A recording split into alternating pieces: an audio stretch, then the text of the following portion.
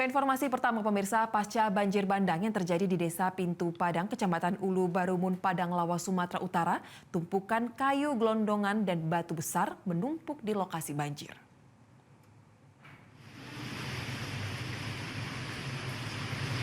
Tidak hanya rumah, tumpukan material banjir juga terlihat di sejumlah fasilitas umum dan rumah ibadah.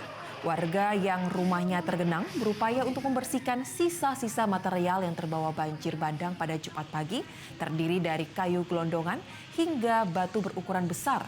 Dengan dibantu oleh BPBD, TNI, dan Polri, warga berupaya membangun jembatan darurat agar akses bantuan yang dibutuhkan warga cepat teratasi.